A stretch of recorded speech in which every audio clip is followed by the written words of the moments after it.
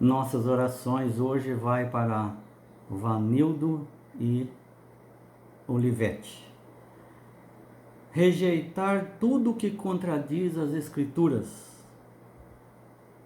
22 de novembro. Apocalipse capítulo 22, versos 18 até o 20.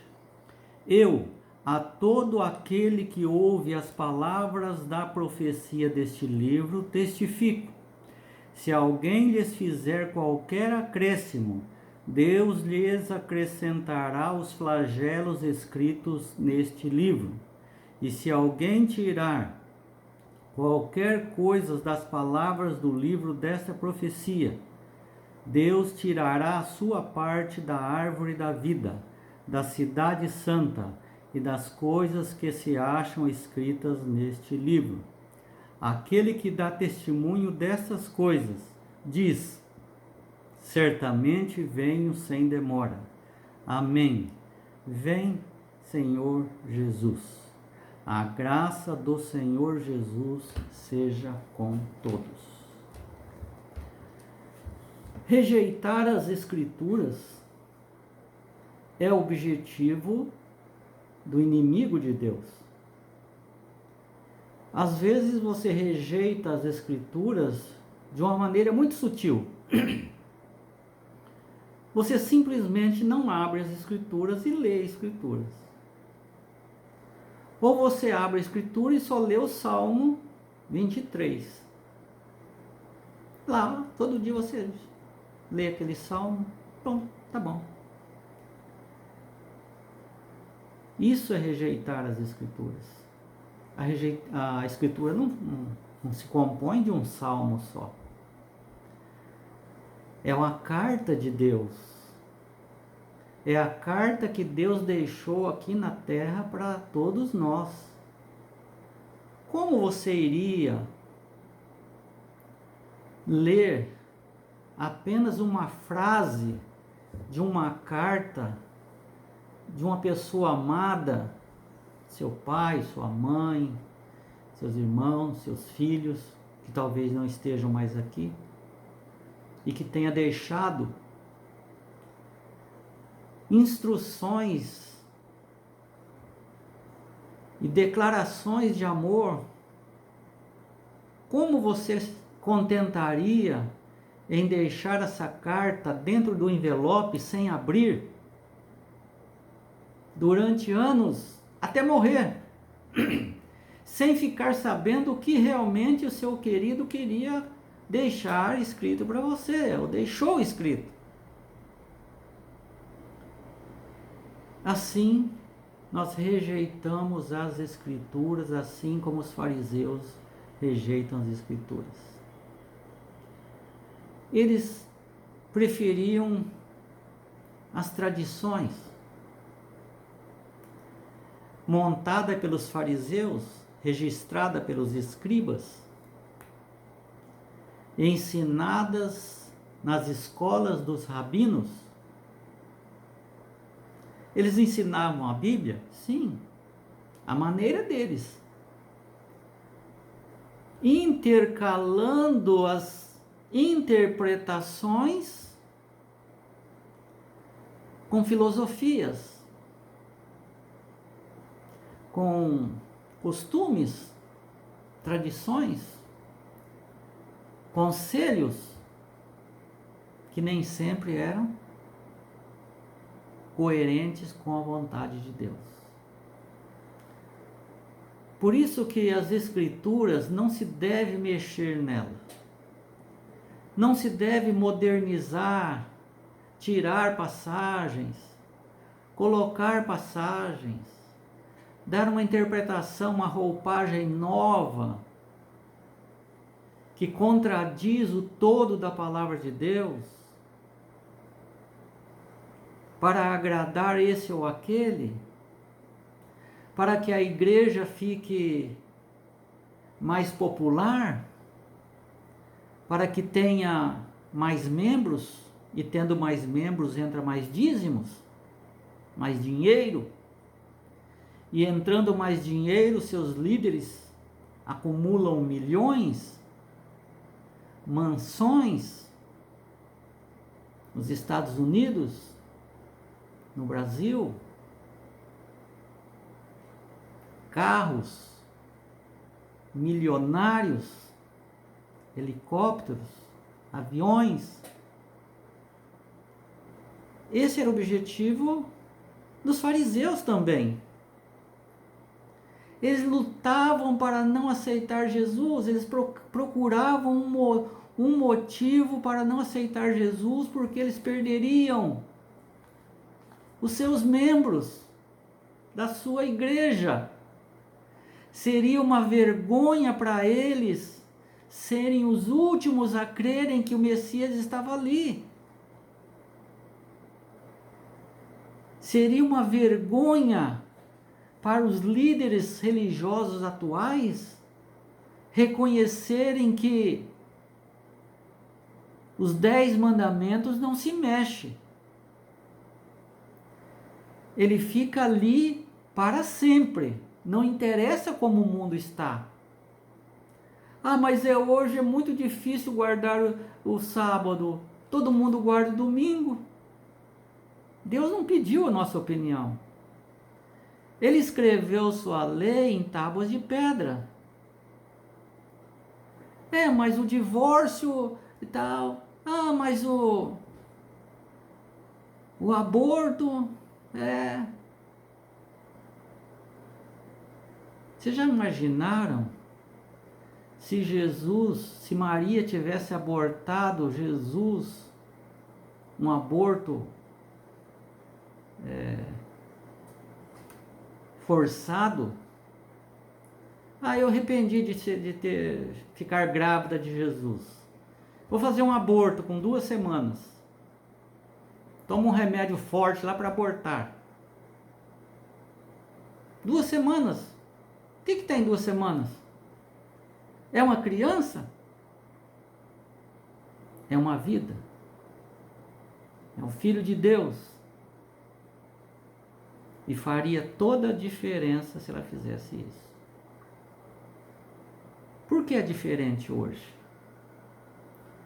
Por que é diferente Deus ter escolhido o seu dia, que é o dia para comemorar a criação, para reconhecer que o homem não veio do macaco? Por quê? A Bíblia em Apocalipse 22 relata que nós não podemos tirar nada, nem acrescentar nada. Por que no catecismo não tem o 4º mandamento da lei de Deus? No lugar dele, em vez do sábado, está guardar domingos e festas. Por que mudou? Por que mudar as escrituras? Por que no catecismo não tem o 2º mandamento? Não farás para ti imagem de escultura. Não as adorarás. Por que não tem no catecismo? Por que tiraram? Por que dividiram o 10º mandamento em 2? Para poder dar 10, porque se tirar o 2º mandamento ia ficar só 9, ia ficar chato. Então dividiram o 10º em 2. Tá certo isso? É diferente do que os fariseus fizeram? E muitos, não só os líderes, muitos acreditavam nessas mudanças. De que, mas o sábado, os fariseus diziam, o sábado é para guardar, mas não pode fazer nenhum milagre no sábado. Isso não é de Deus, isso é dos fariseus. Jesus veio dizer a eles que eles estavam errados, estavam interpretando errado isso. Não pode andar mais do que 1 quilômetro no sábado. Ora, quem falou isso? Jesus veio falar, tem autoridade para interpretar a Bíblia e o mandamento de Deus moral, que é eterno. Agora, rejeitar tudo que contradiz as Escrituras, ou rejeitar as Escrituras por causa das tradições, por causa dos costumes, por causa das interpretações de algum pastor, de algum líder religioso. A lição de hoje fala sobre isso. Veja que a verdade foi confiada aos hebreus. É um povo, por que os hebreus? Poderia ser outro povo. Sim, mas é descendência de Abraão. Por que Abraão? Poderia ser outro, mas é Deus que escolheu. Nós temos que respeitar isso. Temos que respeitar que os hebreus geraram Jesus Cristo. Ele era um judeu, portanto um hebreu, descendente de Abraão, de Davi. É através dos judeus que Deus traz o sinete do céu, traz o Filho de Deus. Mas a verdade da salvação ficou no emaranhado de interpretações erradas e tradições, filosofias. É o grande mal hoje. Por que tem mais de 6.000 religiões diferentes uma da outra? Todo dia, 2 pastores brigam, 2 membros brigam. Cada um faz uma religião diferente. Deus está contente com isso? Essa Babilônia, essa confusão de religião, era para ter uma religião só. Mas aí começaram a mudar as coisas, começando pelo romanismo. Essas interpretações humanas da verdade das Escrituras não dá certo, porque a Bíblia se interpreta a si mesma. Por isso que Jesus falou, examinar as Escrituras, você vai ver que ela vai interpretar certinho, que eu sou Messias. A Bíblia se interpreta a si mesma, não precisa de interpretação humana. Deus dá provas incontestáveis da sua presença, da sua existência, do seu interesse por nós. Você está respirando agora? Lógico. Por quê? Você merece respirar? Eu mereço respirar? Se colocar um pouco de veneno nesse ar, a gente morre. Você tem água para você tomar? Deus que dá. Você vai almoçar hoje? Sim. Deus que dá. Você trabalha, Deus dá o trabalho para você. Deus te dá saúde, Deus te dá vida. Você olha para cima e vê as nuvens, à noite vê as estrelas. Você vê Deus nas chuvas, você vê o poder dele nos trovões, nos relâmpagos, no mar. Você vê a sabedoria dele no cérebro humano, no olho, no sangue. Deus dá muitas provas incontestáveis para nós. Isso não veio do acaso. Isso não veio das interpretações que se dão por aí. Examinai as Escrituras. O problema ali é que se eles aceitassem que Jesus era o Messias, esses ensinamentos de Jesus viravam de cabeça para baixo a vida deles. Era uma reforma radical de vida. Que vergonha para eles não saber que o Messias estava ali há mais de 30 anos, eles não sabiam. Ou seja, eles não queriam que ele fosse o Messias. Era muita vergonha para a nação judaica ter um Messias daquele jeito, vindo de Nazaré. Eles não queriam, não é bom. Não é bom guardar o sábado, só eu vou fazer isso, está todo mundo ao contrário. Ah, não, eu vou perder o emprego, vou fazer isso, fazer aquilo. Exige fé. Deus nunca abandona seu filho. Eles temiam deixar-se convencer. Ah, eu não posso ser convencido. Vamos arrumar um argumento. Eu não posso ser convencido.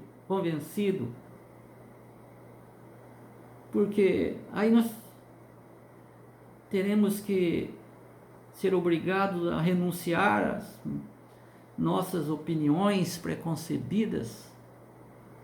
Ensinamos tanto tempo isso, por que agora vamos falar que está tudo errado? O que o povo vai pensar de nós? Não, é melhor morrer, matar ele e deixar desse jeito que está mesmo. Alguns dizem, é melhor fechar a Bíblia. É melhor não ler a Bíblia, porque isso vai fazer mal para você. Você já ouviu isso? É o diabo falando. E rejeitaram a maior dádiva, o tesouro do Evangelho, o caminho, a verdade e a vida. Estavam ali entre eles a maior dádiva que o céu lhes poderia entregar. Mas eles rejeitaram. Talvez a culpa maior entre Adão e Eva fosse de Adão. Ele não foi enganado. Ele decidiu. Por amor a Eva, ele decidiu. Sabia que estava errado. Mas ele não conseguia viver sem Eva. Mas ele conseguiria viver sem Deus? A paixão não deixou ele pensar. Os judeus, da mesma forma, eles não foram enganados. Eles estudaram, mexeram na Bíblia, colocaram filosofias, colocaram tradições, quanta coisa, desviaram o povo, quantos nasceram e morreram na coisa errada. Eles eram culpados disso. Jesus está oferecendo o perdão, a salvação, mas eles precisavam aceitar o Filho de Deus. E isso iria ser uma reviravolta.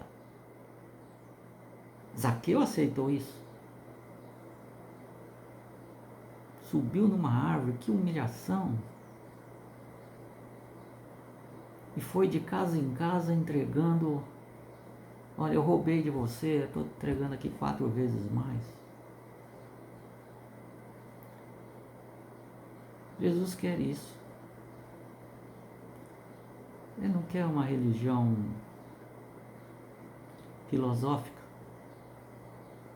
Quer algumas atitudes. Que atitude Jesus espera de você hoje?